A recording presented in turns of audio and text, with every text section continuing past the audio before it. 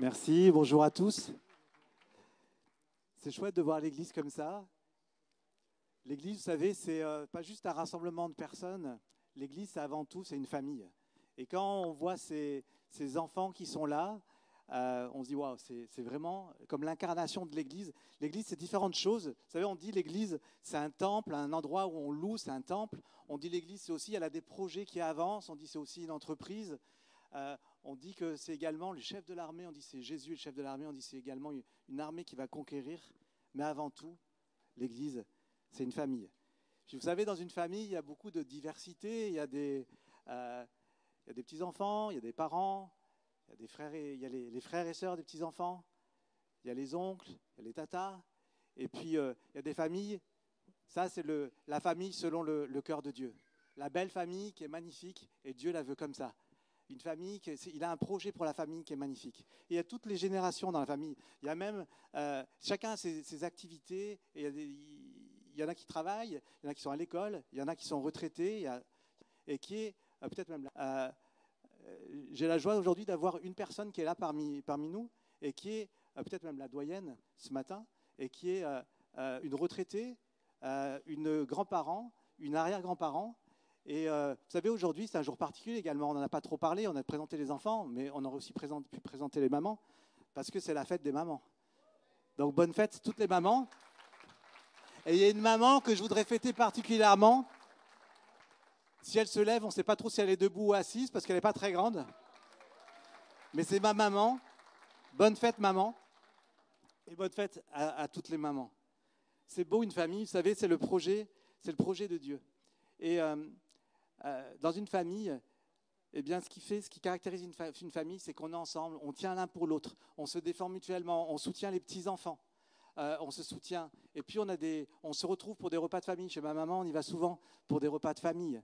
On fait des choses ensemble, on a des projets, parfois on déménage, on va à un autre endroit, on part tous ensemble et on travaille tous à ce projet. Et c'est magnifique, il y a de la joie, on fait les choses ensemble. Ça, c'est le projet. Et puis, quand on regarde dans la Bible, dans le livre qui s'appelle le livre des Actes des Apôtres, au début, c'est dit, le jour de la Pentecôte, ils étaient tous ensemble dans un même lieu. Tous ensemble, la famille, elle se réunit, comme ce matin.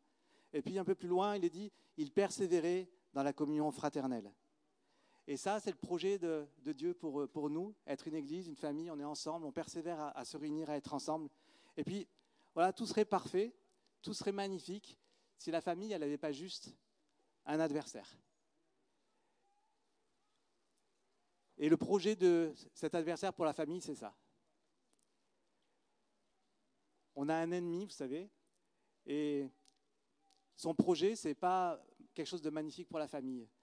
Et ça peut juste peut-être dénoter ce que le Seigneur m'a mis à cœur de partager ce matin, mais c'est juste qu'il a un magnifique projet, mais également, il y a un ennemi qui est là et qui veut abîmer les familles, qui veut abîmer l'Église, qui veut nous abîmer, qui veut nous attaquer.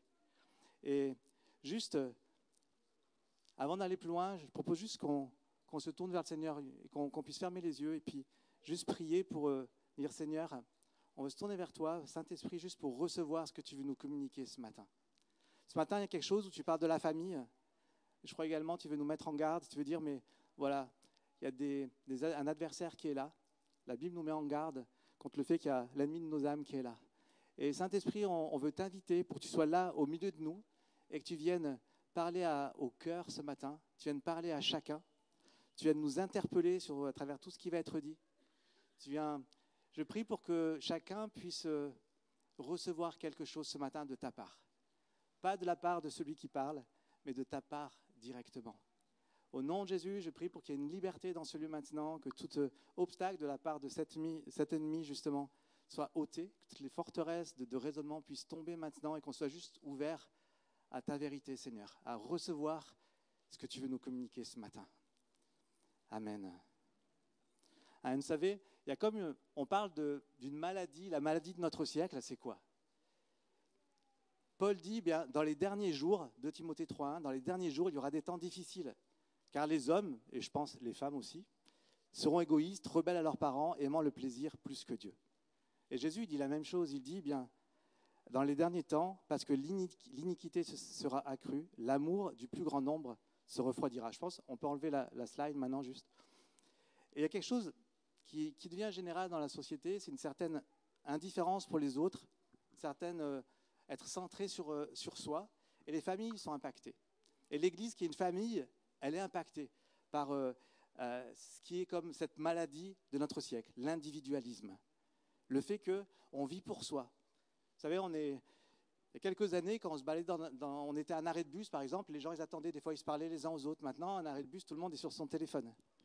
Et c'est normal. Je me souviens, il y a un moment où, quand au restaurant, j'avais mon téléphone à côté de moi, ma femme, elle me disait, mais qu'est-ce que tu fais? Range ton téléphone, tu ne sors pas ton téléphone. Maintenant, au restaurant, tout le monde a son téléphone posé à côté. Il y a comme quelque chose qui change et la société, elle devient, il y a quelque chose d'égoïste. Chacun s'occupe de ses propres affaires, un peu oubliant les autres. Et ça pourrait arriver même à l'Église, parce que Jésus dit, mais l'amour du plus grand nombre se refroidira. Et quand on pense à ça, on se dit, c'est juste une fatalité, c'est comme si c'est la société qui est comme ça, et puis voilà, c'est une sorte... Il faut accepter qu'avec le progrès, il y ait ça. Mais en réalité, non, ça n'arrive pas comme ça. Il y a une intention derrière. Et souvent, on ne se rend pas compte de l'intention. La Bible parle qu'il y a le Seigneur, il y a Dieu, mais il y a le prince de ce monde, ce prince de ce monde, quelque chose qui est méchant, et qu'on oublie qu'il a une intention. Et de manière générale, il s'en prend au monde, et comme avec une intensité qui va en augmentant. Et de manière générale, il n'aime pas l'Église. Il n'aime pas quand on parle de la vérité. Et je crois qu'en tant qu'Église, on a le choix, on peut dire, ouais, bon, ok, en réalité, on n'y peut rien, donc on préfère pas trop s'en préoccuper. Et si on fait ça, il faudrait juste accepter que cette parole que le Seigneur dit sur une Église, ce n'est pas ce que le Seigneur dit sur nous, mais si on fait le choix de dire non, allez, cet ennemi, on ne veut juste pas s'en préoccuper. Apocalypse 3,15 dit, « Je connais tes œuvres, je sais que tu es ni froid ni bouillant. Puisses-tu être froid ou bouillant, ainsi parce que tu es tiède et que tu es ni froid ni bouillant, je te vomirai de ma bouche. » Et je crois qu'on n'a pas envie d'entendre ça, et personne n'a envie que Dieu lui dise ça. Mais il y a un choix à faire. Et dans ce passage-là, juste après, ce qu'il conseille à une telle église, il lui dit, « Je te conseille d'acheter un collyre pour oindre tes yeux afin que tu vois. » C'est-à-dire, mets quelque chose sur tes yeux pour comme tu aies les regards qui s'ouvrent sur ce qui se passe réellement. Et je crois que c'est quelque chose dont on a besoin d'avoir, les yeux qui s'ouvrent sur ce qui se passe réellement. Et ça continue. Moi, je reprends, je châtie tous ceux que j'aime, et donc du zèle, et repens-toi. Et je crois qu'on a besoin d'avoir ce zèle, de ne pas se laisser comme endormir, mais d'avoir ce zèle. Et il termine en disant, celui qui vaincra, je le ferai asseoir avec moi sur mon trône. Et c'est le choix, je crois, que le Seigneur nous demande de faire, avoir du zèle. Désirer juste pas se laisser gagner par l'ambiance de la société, l'ambiance du monde, mais prendre position et vaincre. Mettre un collier sur nos yeux pour voir ce qui se passe réellement. Et il y a quelque chose qui se passe en ce moment. Le Seigneur nous a parlé à plusieurs reprises dans notre église qu'il y a comme un temps de combat, qu'il faut ouvrir les yeux, qu'il faut voir. Et juste, je vais appeler Alicia, je ne sais pas où tu es, qui a eu une vision il y a quelque temps, et ça correspondait à ce que plusieurs avaient reçu, et juste je vais te demander de la rappeler, de la partager. Bonjour à tous. Donc la vision que j'ai reçue, elle s'est faite apparaître dans un moment où en fait on était entre frères et sœurs à la maison. C'était un temps d'adoration, un temps de louange. Et puis j'ai été saisie de la part de Dieu et j'ai eu cette vision d'un bateau, pas n'importe quel bateau, un bateau de guerre, ce qu'on appelle un galion. Je ne sais pas si vous voyez comment c'est. Bon, voilà. C'est assez imposant. Et en fait, c'est un navire de guerre. Et souvent, ce type de navire renfermait aussi des richesses, transportait certaines richesses. Et souvent, il y avait des ennemis qui cherchaient à piller justement ces richesses. Donc clairement, l'interprétation que j'en ai eue, c'est qu'il y a une dimension de mission de guerre, de combat spirituel. Même si on n'a pas souvent à cœur, on ne se dit pas qu'on est peut-être en guerre, on ne le voit pas forcément. Mais en tout cas, là, c'était vraiment pertinent dans le sens où on était en mission de guerre. Et en fait, ce qui était important, c'est aussi la notion de combat. Clairement, se faire voler, voler nos richesses. Et en fait, dans ce bateau, chaque partie du bateau était importante, notamment que ce soit les voiles, les mâts. Et en fait, ça nous représente, nous, le corps de l'Église. Et il y a vraiment une dimension d'unité, en famille, ensemble, d'unité, d'être dans ce bateau et de mener cette guerre ensemble, en famille. Voilà. Merci beaucoup Alicia.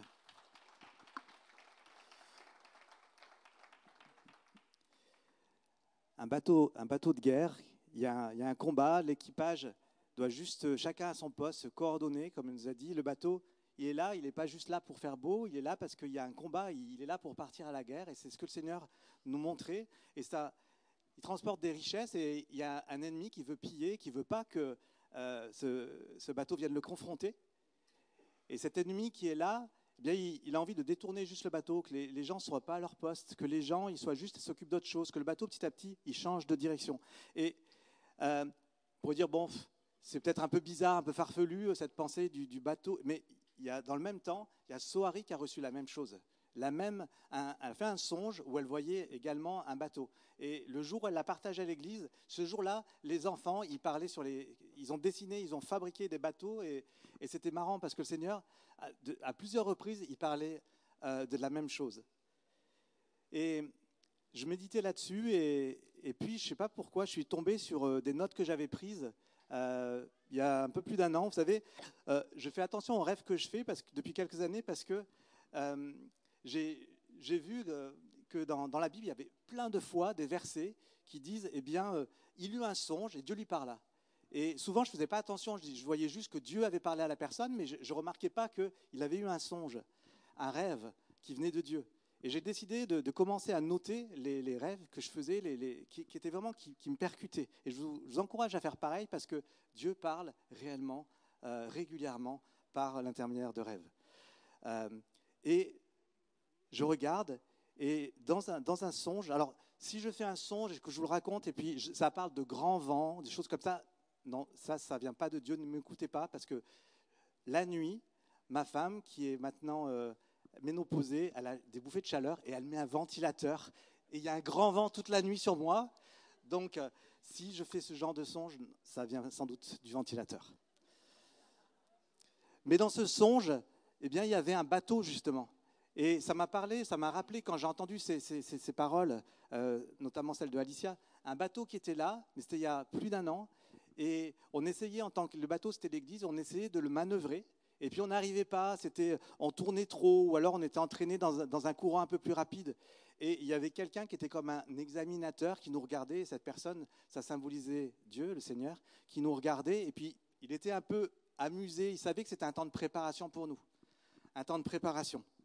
Et ce songe, c'était en janvier 2024, et juste peu de temps après, il y a eu le Seigneur qui nous a parlé de ce temps de combat qui allait arriver. Un temps de combat qui allait arriver. Et il y a un temps de préparation, on était dans un temps de préparation, je crois, et on passe dans un temps maintenant où c'est plus le temps de la préparation. Et c'est pourquoi j'en parle. Il y a un combat, clairement maintenant, et c'est un combat contre qui ? C'est un combat contre un ennemi qui est invisible. La Bible nous parle, dans Éphésiens 6, qu'on n'a pas à lutter contre la chair et le sang, c'est-à-dire qu'on ne lutte pas contre des gens. Bien sûr, on ne va pas lutter, ce n'est pas de la politique, ce n'est pas contre une religion, contre une philosophie. Mais on lutte non pas contre la chair et le sang, mais contre des esprits méchants, contre les dominations, dit la parole, les autorités au sens des esprits méchants qui sont des autorités dans le monde spirituel, contre les princes de ce monde des ténèbres. Et pourquoi nous sommes dans ce combat ? Parce qu'en tant que chrétien, le fait de vouloir défendre les valeurs du royaume de Dieu, le fait de vouloir proclamer la vérité de la parole de Dieu, eh bien ça dérange l'ennemi et il a envie de détourner ce bateau qui est l'Église, qui a cette famille. Il veut juste la rendre misérable, comme on l'a vu tout à l'heure sur la slide, parce que la Bible nous dit que le diable a été meurtrier dès le commencement et il ne se tient pas dans la vérité, parce qu'il n'y a pas de vérité en lui. Il est le menteur, le père du mensonge. Et le bateau qui est l'Église, il le confronte. Et il aimerait juste voir qu'il n'y ait plus de bateau, voir juste détourner ce bateau. Et s'il y a quelque chose qui lui fait horreur, c'est une Église qui serait rassemblée. dès le départ, quand il y avait l'homme et la femme, il a voulu diviser. Il attaque particulièrement, je crois, les familles. Et je crois qu'en tant que famille, on doit être particulièrement vigilant. Et il y a peu de temps, le Seigneur me disait, dans un temps de prière, je crois qu'on était en équipe de direction, et puis le Seigneur me donnait ce mot « ensemble ». Et tout à l'heure, j'aimais bien, parce qu'on a eu un temps de prière avant, et puis Rodrigue, tu commençais à prier, et tu as dit « ensemble ». Je crois que c'est ce que le Seigneur nous demande, être particulièrement unis ensemble, parce que dans cette génération où chacun est... L'ennemi tente à nous isoler, chacun on est indépendant. Le Seigneur nous dit, mais soyez ensemble. Et toujours en train de rappeler des choses qui sont arrivées il y a un certain temps. Il y a un an, le Seigneur avait parlé dans un temps de prière avec l'équipe de direction. Il y avait Stéphane. Et on note, vous savez, les paroles, les prophéties qu'on reçoit. Il y avait cette pensée, cette parole qui avait été donnée. Église Clé, il faut te réveiller, te lever sous la bannière du Seigneur. Dieu ordonne que tu sois présent, que tu sois puissant. Soyez de vaillants hommes, c'est-à-dire combattez. Il y a du combat qui arrive. Soyez de vaillants hommes. Aspirez au discernement, c'est-à-dire dévoilez l'ennemi. Regardez et voyez qu'il y a un ennemi qui est là. Mettez du collier, comme on l'a dit tout à l'heure, sur vos yeux pour voir. Cherchez l'unité.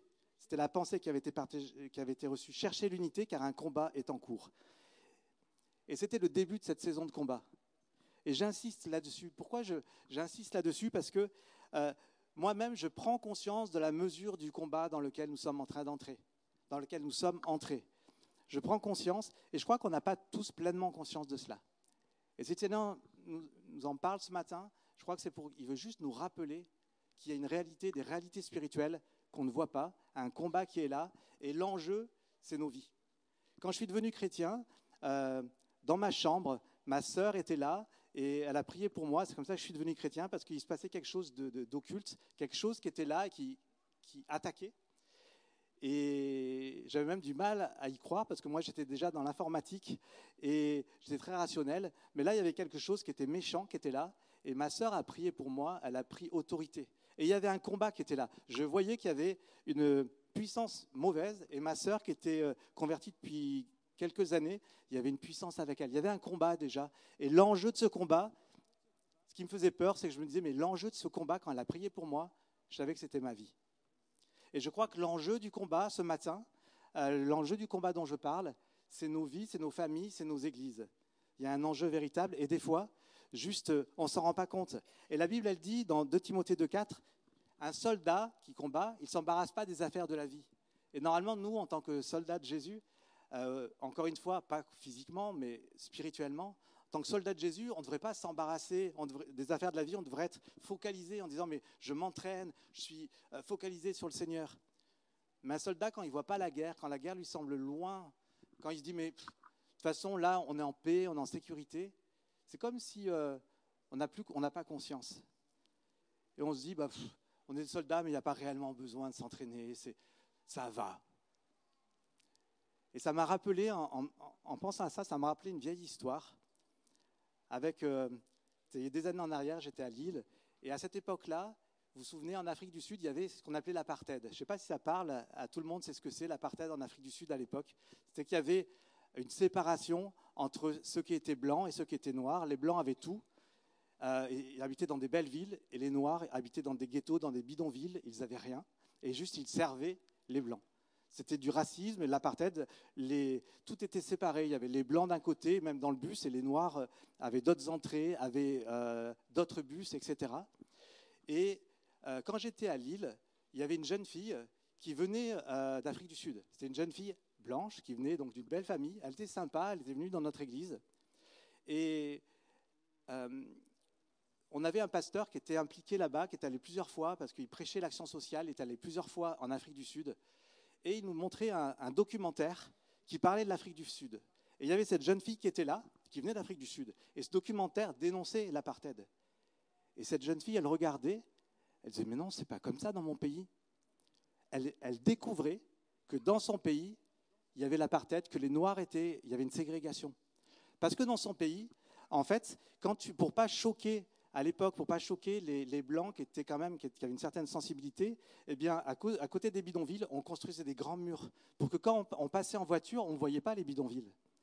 Et les Noirs, quand ils les voyaient, c'était les serviteurs qui venaient travailler dans leur maison. Bon, c'était des serviteurs, ils étaient habillés du coup décemment en tant que serviteurs, mais ils ne voyaient pas la misère. Ils ne voyaient pas l'état du pays. Et cette jeune fille, elle a été choquée. Elle a vécu un profond choc d'apprendre ça. Et je crois que des fois, on est comme cette jeune fille. C'est comme si on a un voile, on ne se rend pas compte de l'état de notre société, on ne se rend pas compte de l'ennemi qui avance.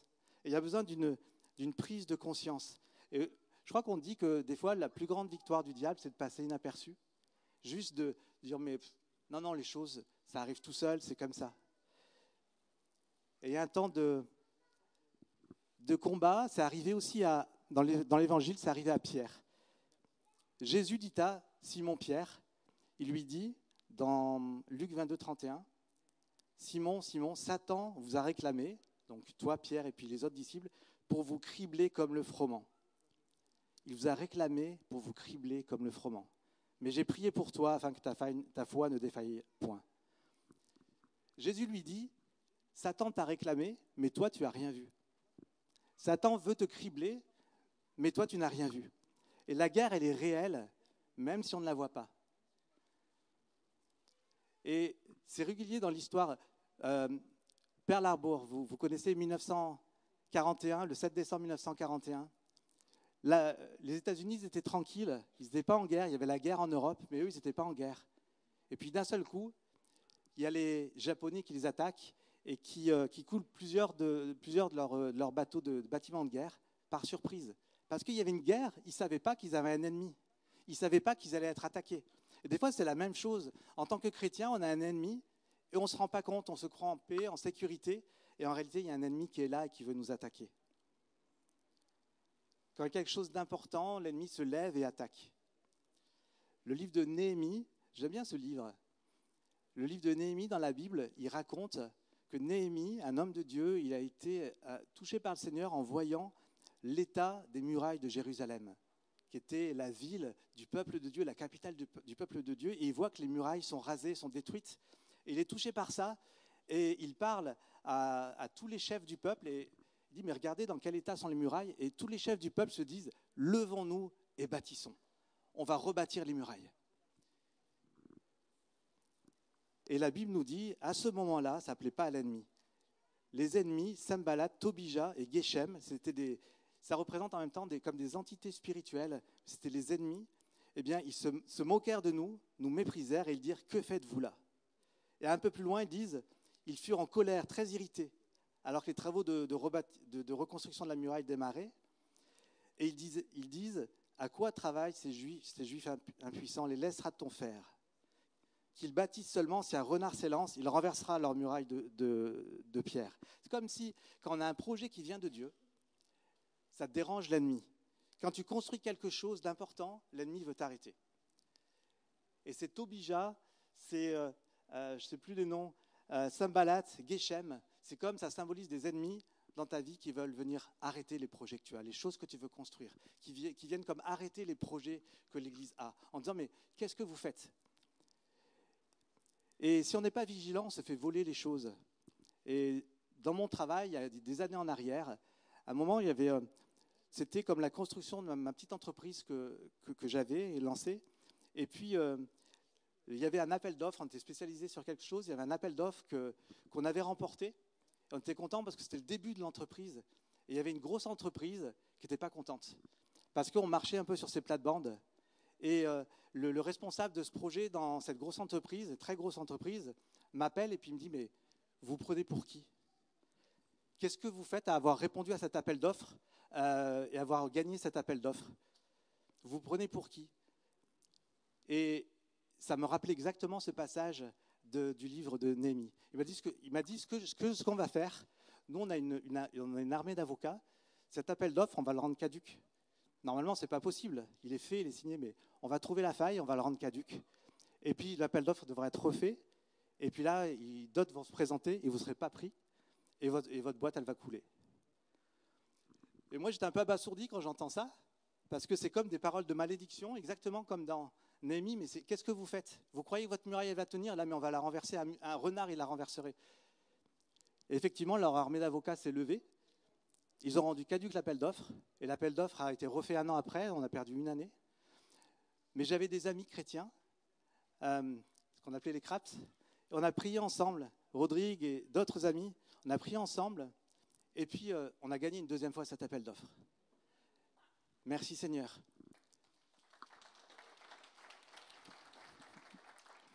Parce que quand tu construis quelque chose, toujours le diable veut t'empêcher de réaliser, de le faire. Alors c'est vrai, c'était une victoire, mais n'empêche, on a perdu 1 an. N'empêche, on a perdu beaucoup de potentiel, de perspectives, d'argent. Et aujourd'hui, ce projet me finance encore en partie, mais ça aurait pu être tellement plus. Et je crois que l'adversaire, des fois, on ne se rend pas compte de comment il peut nous freiner, comment il peut nous arrêter. Parce qu'il ne veut pas qu'on soit ensemble, il ne veut pas qu'on soit une église qui réussisse, il veut arrêter tes projets pour pas que ça marche. Et pour l'église, c'est la même chose. Il attaque particulièrement donc les familles, tous les projets qui viennent de l'église. Et notre part, c'est juste de voir à l'avance les choses. Parce que quand on voit à l'avance, quand on voit les ruses du diable, quand on voit ce qui manigance, eh bien on peut juste s'y préparer. Et je crois que l'église en ce moment, elle avance. En 2016, donc il y a presque une dizaine d'années, l'église, elle était plus grande que maintenant. On était plus nombreux. Et puis, c'est passé, on ne sait pas vraiment quoi. On ne s'est pas rendu compte. Il y a un moment, peut-être, on n'a pas été vigilant. Et boum, l'église était divisée de moitié. Il n'y a pas eu de division pourtant. Il n'y a pas eu de drame. Il n'y a pas eu quelque chose de terrible. Mais juste, l'ennemi n'aime pas quand l'église prend de l'ampleur ou quand un projet de Dieu prend de l'ampleur, il n'aime pas. Et il va attaquer les choses. Et je crois qu'à nouveau, eh bien, l'église est en train de grandir, on est plus nombreux, il y a des belles choses qui se passent, il y a des beaux projets. Et forcément, eh bien, parce qu'il y a des projets de Dieu qui avancent, eh bien, il y a des choses qui sont l'ennemi veut attaquer. Et donc, il faut juste intensifier la vie de prière. Quand Jésus a dit à Simon-Pierre, l'ennemi t'a réclamé pour te cribler, Jésus a prié. Il nous faut prier. Et j'aimerais... il y a les réunions de prière dont Rodrigue a rappelé tout à l'heure que le mardi, on a des réunions de prière. Et je voudrais juste partager, il y a un mardi récent, on a prié. Et si tu peux mettre la slide, la deuxième sur le temps de prière. On a prié pour ces choses-là. On a prié pour la restitution. Le fait que l'ennemi nous vole, mais nous, on dit, mais Seigneur, ce n'est pas juste qu'il nous vole. Et ce qui nous a volé, on prie pour que ce soit restitué. C'était comme, vous savez, je suis le trésorier dans l'église, là c'est moi qui menais la réunion de prière. Et j'ai dit, mais on va prier aussi pour les finances. J'ai dit, mais ce qui nous a volé, eh bien, on exige que ce soit rendu. De même que les enfants d'Israël, quand ils ont quitté l'Égypte, eh bien, ils sont partis avec des richesses de l'Égypte. C'est comme une restitution de ce qui leur avait été volé. Et on a prié pour ces choses. Et puis, juste peu de temps après, je vois sur le compte, comme je suis trésorier, je vois sur le compte plus 14 000 euros. Je me dis, oh, c'est quelqu'un qui a fait un don, c'est quoi 14 000 euros? Parce qu'il y a des gens qui sont généreux, mais j'avoue, 14 000 euros, je crois que c'est la première fois que je voyais ce chiffre sur le compte en crédit. 14 000 euros. Et puis, en fait, c'est des vieux remboursements de charges sociales payées en trop. Et je m'étais dit, mais il faut que je fasse un dossier pour ça. Je les avais appelés, ça datait de 2022, donc ça avait plusieurs années. Et je commençais à faire un dossier. Je me suis dit, ça va être compliqué, on va batailler. Et on prie, et l'argent arrive. Le timing m'a interpellé. Je me suis dit, waouh, on prie et les choses sont libérées. Et je le partage là parce que c'était marquant, mais ce genre de choses, ça arrive régulièrement. Si on prie que l'ennemi t'a volé, eh bien, tu peux récupérer les choses qu'il t'a volées. On lui demande qu'il nous rende les choses. Amen. Gloire à Dieu. Merci Seigneur.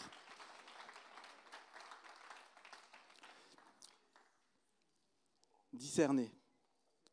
Et pour discerner, eh bien, il faut chercher, il faut prier, il faut être conscient de ce qui se passe, venir prier. Il y avait une pub pour le loto qui disait 100% de ceux qui ont gagné ont joué. Et je voudrais faire la pub pour la prière. 100% de ceux qui ont été exaucés ont prié. Et si tu veux être exaucé, si tu veux voir de belles choses qui se passent, il faut venir prier. Prier, c'est combattre. Vous savez, alors, j'aime le sport. J'en ai déjà parlé. Alors, c'est de plus en plus dur maintenant. Je fais du basket et je crois que le terrain, il l'allonge chaque année, ou je ne sais pas ce qui se passe, ou le panier il est plus haut, parce que j'ai de plus en plus de mal. Mais on dit souvent dans le sport, c'est la défense qui fait gagner. On dit, en fait, si tu n'as pas une bonne défense, tu peux pas gagner. Oui, je crois, effectivement, la défense est important. Et dans Éphésiens 6, 13, ça nous présente toutes les armes de Dieu, le bouclier de la foi, l'armure, la cuirasse de la justice, la ceinture de la vérité, etc. Mais si tu ne marques pas de but, si tu ne marques pas de panier, jamais tu pourras gagner. Jamais tu pourras remporter un match. Au mieux, tu fais match nul, mais tu ne pourras jamais gagner. Ok, tu défends, mais tu n'attaques pas, tu marques pas. Et c'est quoi l'attaque? Dans Éphésiens 6, ça continue. Prenez aussi l'épée de l'esprit qui est la parole de Dieu. L'épée, ça attaque. L'épée de l'esprit qui est la parole de Dieu, faites en tout temps par l'esprit toutes sortes de prières et de supplications. La prière fervente du juste, nous dit la Bible, a une grande efficacité. Alors oui, je nous encourage réellement à prier. Comme il y a du combat, prier. Et la deuxième chose, apprendre à discerner ce qui se passe dans l'invisible. Apprendre à discerner les choses. Paul dit de ne pas laisser à Satan l'avantage sur nous, car nous n'ignorons pas ses desseins. Si nous n'ignorons pas ses desseins, il ne peut pas avoir l'avantage sur nous. Il y a une belle histoire, c'est le Seigneur qui me l'a rappelé à un moment dans un temps de prière. Il me dit, mais ce qui se passe là, c'est comme cette histoire-là.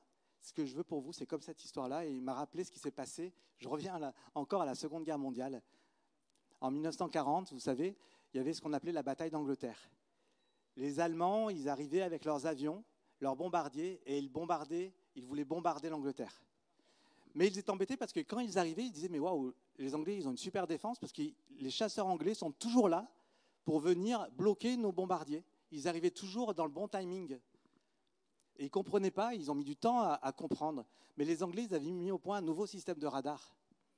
C'était des radars, c'était les balbutiements des radars, mais là, ils avaient mis au point quelque chose qui portait à 180 km. Et ça permettait, ça leur laissait le temps de détecter que les avions ennemis arrivaient et d'envoyer leurs chasseurs pour les intercepter. Et ça empêchait les bombardiers, alors, il y avait sans doute qui passaient, mais ça empêchait les bombardements trop extrêmes sur leur pays. Et les Anglais, grâce à ça, eh bien, ils n'ont pas perdu cette bataille aérienne. Et le Seigneur me rappelait, eh bien, quand notre ennemi spirituel nous attaque, parfois on est juste bombardé parce qu'on n'a pas pu déjouer l'attaque, parce que juste, c'est comme si on patrouille puis on ne sait pas. On prie, on ne sait pas exactement parce qu'on n'a pas juste discerné. On n'a pas juste eu notre radar spirituel pour dire, voilà ce que l'ennemi va faire. Voilà ce que l'ennemi veut faire maintenant. Voilà comment il veut nous attaquer. Si on a ce discernement, cette compréhension spirituelle des choses, eh bien, quand on va se mettre à prier, on va être efficace. Parce qu'on va prier pour les choses précises. On va avoir ce radar. Et nos patrouilles, elles vont aller pile là où l'ennemi arrive. Et j'aime bien parce que le système de radar, il avait appelé, alors je n'ai pas l'accent, il l'avait appelé chain home. Ce qui veut dire la chaîne de la maison, la chaîne qui protège la maison, comme une chaîne qui venait protéger la maison. Chain home. Et je crois que pour protéger nos familles, il nous faudrait ce chain home, cette sécurité qui est là, ce discernement qui est là. Et du coup, semaine prochaine, Rodrigue l'a dit, il y a la semaine formation prophétique, et c'est là aussi on apprend à discerner. Amen. Et puis, un dernier point que je voudrais aborder, parlant du combat.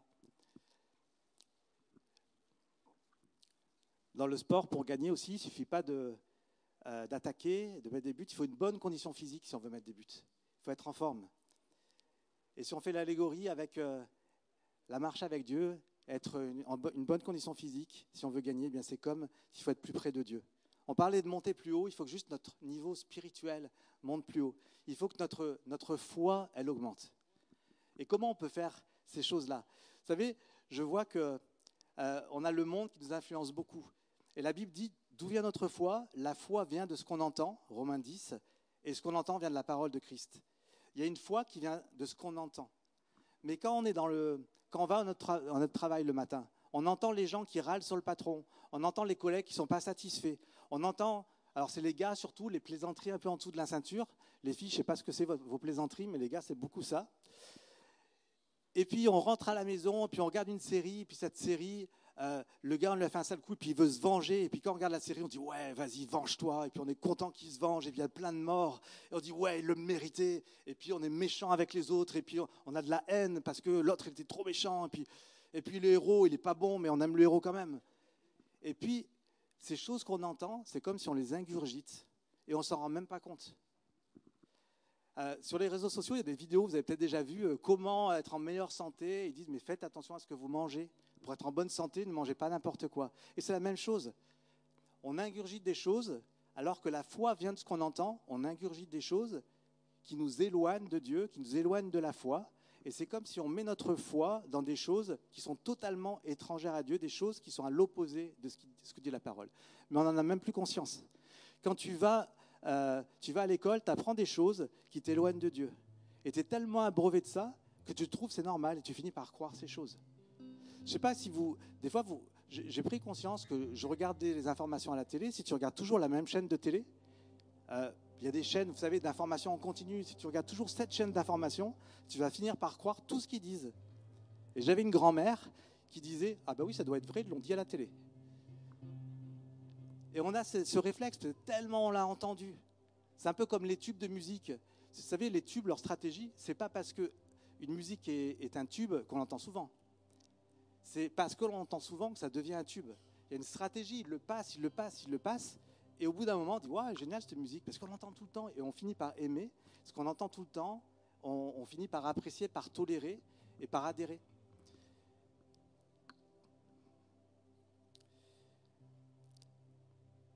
D'ailleurs, on ne se rend pas compte à quel point on est influencé par tout le monde autour. Et j'aimerais vraiment qu'on s'en rende compte. Quand j'étais jeune, j'étais très fier. Je me disais, ouais, moi, la publicité, je ne suis pas influencé par la publicité parce que je comprends. Et la première fois où j'étais tout seul pour aller faire mes courses, parce que ça y est, j'avais quitté chez papa et maman, j'arrive dans les rayons et puis je ne connaissais pas rien dans les produits. Puis je vois, ah, ça c'est Panzani, ça je connais, c'est bien. Ah, ben ça c'est yaourt Yoplait, ah, ben ça c'est bien. Puis d'un coup, je réalise, je dis, mais en fait, pourquoi je dis que c'est bien? Mais c'est la publicité qui me dit que ça c'est bien.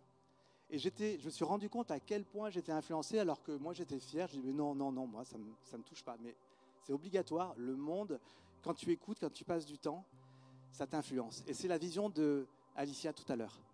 Le bateau qu'on voit là, l'ennemi veut l'influencer, veut le détourner. Ce bateau, ça représente nos vies, l'église clé, les familles.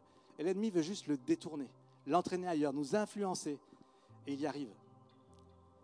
La Bible nous dit, ne vous conformez pas au siècle présent, mais soyez transformés par le renouvellement de l'intelligence. Et parfois, nous, c'est l'inverse qu'on fait. On se conforme au siècle présent et on est transformé pour être comme il est lui. Mais ce n'est pas notre rôle en tant que chrétien. Ce n'est pas notre rôle. Le psaume 34 nous dit, quand on tourne vers lui les regards, quand on tourne vers Dieu les regards, on est rayonnant de joie. Et je réfléchissais sur ce passage, quand on tourne vers lui les regards. Ce n'est pas juste, allez, je jette un coup d'œil. Mais c'est comme une conversion. Je choisis de me tourner vers lui. Durablement. Maintenant, je tourne vers Dieu les regards. Le monde, peut-être de temps en temps je suis avec, mais maintenant je choisis de tourner mes yeux, mon regard vers le Seigneur, vers lui.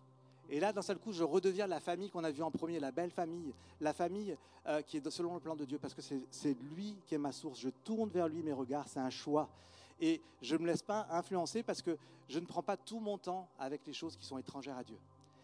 Et ma femme, elle m'épate parce que, alors, on est famille d'accueil, elle travaille, elle est beaucoup à la maison. Et puis moi, je travaille à l'église un peu pour ma petite entreprise, et je suis beaucoup à la maison aussi. Mais quand je vais la voir pour lui parler, eh bien, j'arrive, elle est au téléphone en train de parler avec une amie, en train de l'exhorter, parler des choses de Dieu. Et je reviens un peu plus tard. Je reviens un peu plus tard et puis je veux lui parler, mais elle ne m'entend pas parce qu'elle a les oreillettes. Elle est sur emcitv.com. Très bon passage si vous voulez aller, emcitv.com. Et elle écoute une prédication. Et je reviens encore plus tard, ça y est, elle est passée. Maintenant, c'est autre chose, c'est un enseignement, un autre enseignement. Et je vois, mais elle est toujours connectée aux choses de Dieu. Et ce matin, avant que je vienne, elle me dit, écoute, j'ai envie de prier pour toi. Et elle a prié pour moi, mais elle m'a boosté. Et je dis, waouh. Et ce qu'il y a, c'est qu'elle a décidé de tourner ses regards pour être focalisée sur les choses de Dieu. Elle pourrait être focalisée et regarder des séries à la maison, puisqu'elle est en cuisinant, en repassant. Elle écoute la télé chrétienne, mais elle pourrait regarder autre chose. Mais c'est un choix de sa part de se connecter sur le Seigneur. Et je pense que même si on est très occupé, on peut faire ce choix de tourner nos regards vers lui. C'est ça la solution. La solution pour être plus près de Dieu, augmenter notre foi, eh bien, c'est de fixer nos regards sur lui. Personnellement, j'aime bien prendre du temps pour même écouter la Bible audio. Voilà, c'est dans des moments, tu es en voiture, tu as un temps mort, tu peux juste mettre la Bible audio, tu fais autre chose, tu passes l'aspirateur. Moi, je tond la pelouse avec la Bible audio, c'est pas mal. Alors, des fois, c'est vrai, on ne capte pas tout, parce qu'on fait autre chose en même temps, mais c'est qu'on cherche à tourner le regard vers lui. Être avec des gens qui aiment Dieu. Prendre du temps avec des gens qui aiment Dieu, ça fait la différence. Être là à nos réunions de prière, être là assidu à l'église, ça change les choses. Amen. Amen. Juste, je pense que c'est l'heure, là, on va juste prendre un petit temps pour... je propose de prendre 5 minutes pour prier, se tourner vers le Seigneur. Et le Seigneur veut nous dire plusieurs choses ce matin, je crois. Nous parler de plusieurs choses. Qu'on apprenne à ouvrir les yeux et à discerner la réalité du combat. Se rendre compte qu'il se passe quelque chose. Se rendre compte que ce n'est pas juste normal ce qui se passe dans notre société. Que notre Église, eh bien, ce n'est pas juste normal quand il y a des problèmes qui arrivent. Mais il y a une intention mauvaise derrière. Et il nous faut discerner. Et même pendant qu'on prie là, peut-être le Seigneur va te rappeler ou va t'ouvrir les yeux sur des choses où tu t'étais dit, ah bah là, j'ai pas eu de chance. Ou là, un tel n'a pas été sympa. Mais en réalité, derrière, c'est peut-être pas une question de chance, c'est peut-être pas une question d'un tel pas sympa. Mais l'ennemi ne veut pas que tu réussisses, l'ennemi ne veut pas que tu aides l'Église à grandir. L'ennemi ne veut pas que tu témoignes de la vérité autour de toi. Et juste réalise ça. Et du coup, au lieu d'en vouloir à ce gars qui n'a pas été sympa, eh bien juste, tu peux même prier pour lui et prendre position pour dire, mais non, mais je ne veux pas me laisser voler. Et comme pour les 14 000 € dont je parlais tout à l'heure, vous dire, mais Seigneur, je veux la restitution de ces choses-là qui ont été volées. Le Seigneur dit ça qu'il y a un temps, eh bien, il y a des temps de restitution. Dans Joël, il parle des temps de restitution où Dieu nous rendra les choses qui nous ont été volées par l'adversaire. Ouvrons les yeux, discernons la réalité du combat. Est-ce que tu es prêt à te mobiliser pour prier? Je crois que le Seigneur nous dit, mais il y a besoin d'avoir des armes offensives. Est-ce que tu pries? Est-ce que tu te mobilises pour prier? Ou est-ce que juste, le Seigneur va te dire, mais tu es tiède. Et un jour, tu prends le risque qu'ils disent, mais tu fais partie des tièdes que je vomirai de ma bouche. Mais le Seigneur nous dit, mais non, ayons du zèle. Mettons un collier sous nos yeux, soyons vaillants. Merci Seigneur. Est-ce qu'on se rend compte donc de cette influence du monde et qu'on choisit d'arrêter cette influence du monde et de choisir l'influence du Seigneur? Seigneur, je te prie pour que nous ne soyons pas une église transformée par le monde, mais que nous soyons une église qui transforme le monde. Seigneur, tu dis qu'on est transformé en la même image quand on te contemple, on est transformé de gloire en gloire à ton image quand on fixe nos yeux vers toi, quand nous fixons notre visage découvert et fixé sur toi. Et je prie pour que ce soit ça qui se passe, que nous tournions nos yeux vers toi de plus en plus souvent dans la journée, que notre quotidien soit pris par toi, soit avec toi. Amen, Seigneur, que nous ne soyons pas attirés par le monde, mais que ce soit même le monde qui soit attiré par nous. Je prie pour qu'il y ait comme une prise de conscience. Seigneur, réveille-nous là où on est encore endormi. Viens, réveille-nous. Merci, Seigneur.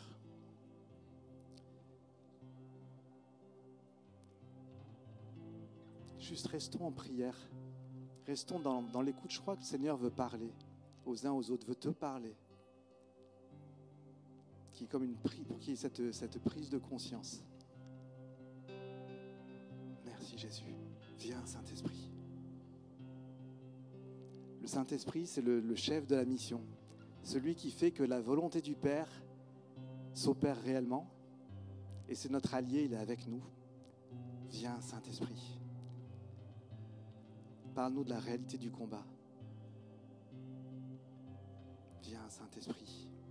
Je prie, Saint-Esprit, que tu passes sur les uns et les autres et que tu touches les cœurs maintenant. Que tu parles aux uns et aux autres. Au nom de Jésus. Merci Seigneur.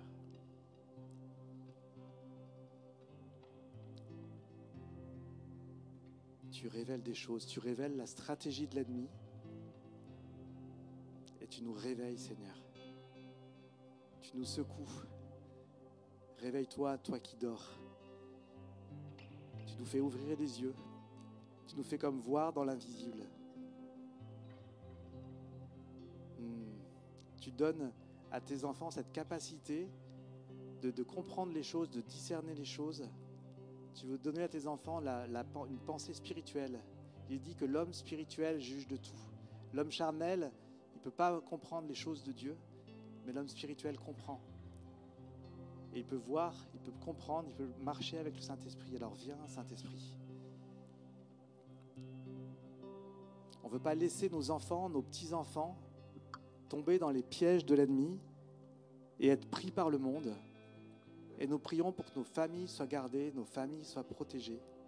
Notre Église, cette famille qu'est l'Église, soit gardée, protégée, et qu'elle puisse continuer à monter plus haut. Que chacun continue à monter plus haut, parce qu'on tourne le regard vers toi. Merci Seigneur. Merci Jésus.